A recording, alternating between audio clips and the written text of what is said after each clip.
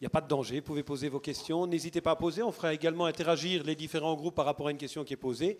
Donc voilà, je ne sais pas qui a envie de se lancer, qui a envie de... Ah ben voilà. Oui, bonsoir, Thierry de Wulf de Virginal. Vous parlez de l'aménagement du territoire, le Grand Cloisin. Je crois qu'il faudrait passer dans la rue Cardinal-Mercier et en montant, regarder ce qui a été fait dans le hameau en bas, à côté de la gare. Vous verrez que ce hameau était totalement détruit au point de vue urbanisme par la construction d'un immeuble ou d'un hangar en béton. C'est absolument catastrophique. Je crois que c'est un très bel exemple et il ne faut surtout pas le suivre si vous aménagez le centre de Ytre, parce que ça a été fait en dépit de tout bon sens. Donc je crois qu'il est important que chacun de vous prenne la rue Cardinal-Mercier et regarde en bas ce qui s'est passé il y a 1 ou 2 législatures. Je ne sais pas qui avait signé le permis de bâtir. Voilà. Quelqu'un veut réagir? Personne ne veut réagir par rapport à ça? Monsieur ? Oui, réagissez. Je voudrais simplement dire à Monsieur de Wulf que, d'abord, ce hangar est un hangar agricole qui a donc sa place dans une zone agricole au plan de secteur. Je ne dis pas que ce soit un hangar particulièrement harmonieux, mais nous avons quand même essayé au niveau des permis, que ce soit cette législature-ci et peut-être l'autre, parce qu'il y avait quand même une CCAT qui de temps en temps donnait un avis et qui était suivie. En tout cas, ce hangar est donc bien dans la bonne zone du plan de secteur et logiquement, il va être accompagné de plantations de manière à pouvoir l'intégrer mieux dans le paysage. Mais il faut tout de même permettre aux entreprises agricoles de pouvoir s'installer dans la zone agricole du plan de secteur, en essayant bien entendu de l'intégrer au mieux. Je vous signale tout de même, monsieur, qu'il est en fond de parcelle et qu'il donc, au niveau de la rue de l'ancienne gare de Virginal, il n'a pas trop d'impact au niveau visibilité. Merci. Donc, pour répondre à M. de Wulf, je crois qu'on ne peut pas comparer le hangar agricole qui a été construit dans le bas de la rue Cardinal-Mercier et le site de la gare à Virginal et le Grand Cloisin, 11 hectares, qui sera un centre de vie et un centre d'habitat à Ytre. Donc, le hangar agricole l'a été, il l'a été cette législature-ci et pas une autre législature, mais je suis assez d'accord avec les conseillères et les conseillers qui disent qu'en fait, lorsqu'il y a une possibilité dans un village comme le nôtre de répondre à la construction d'une ferme ou d'un hangar agricole, cela doit être également dans le domaine du possible.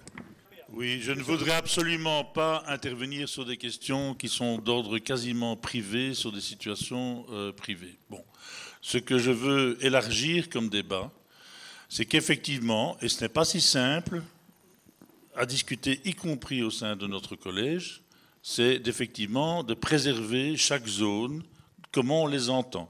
Donc, c'est quoi une zone agricole d'intérêt paysager? C'est quoi une zone agricole? C'est quoi une zone d'habitat? De manière effectivement, de plus en plus, parce que bon, on doit constater parfois certaines choses qui sont, pour nous, écolos, assez bizarres, et que donc nous essayons de resserrer sur chaque zone, de manière à garder cette qualité de chaque zone, y compris, et ça c'est important au niveau de l'aménagement du territoire.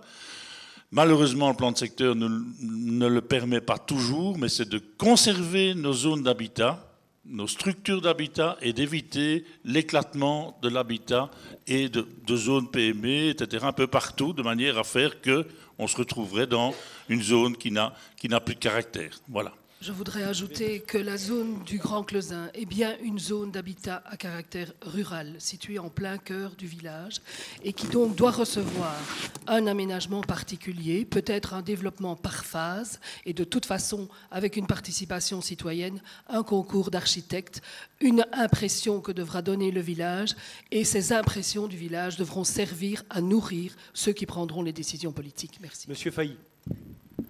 Oui, concernant le problème qui a été soulevé, évidemment, c'est un problème d'ordre privé. Moi, je peux vous dire que cette construction a été faite avant cette législature. Si elle était déjà faite quand on est arrivé. Il faut savoir aussi que dans ce bâtiment, il y a quand même aussi une entreprise qui est en train de se développer d'une manière phénoménale. Il y a plus de 25 emplois qui sont actuellement créés dans cette entreprise. Et là réside peut-être un problème et qui pourra se faire dans le cadre du plan communal de développement rural d'un manque sur notre territoire de zones, je ne vais pas dire industrielles, mais de zones où les petites entreprises et les moyennes entreprises peuvent s'installer. Nous n'avons plus de zones pour cette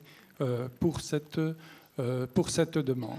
Il faudra le faire d'une manière intégrée, d'une manière écologique, mais il faut aussi bien se dire que nous, au niveau de notre groupe, on essaye de réfléchir à ça et on ne met pas sa tête dans un panier. Être rural, conserver la ruralité, ce n'est pas être conservateur. C'est d'essayer d'intégrer la ruralité dans ce que les citoyens et ce que nos personnes souhaitent.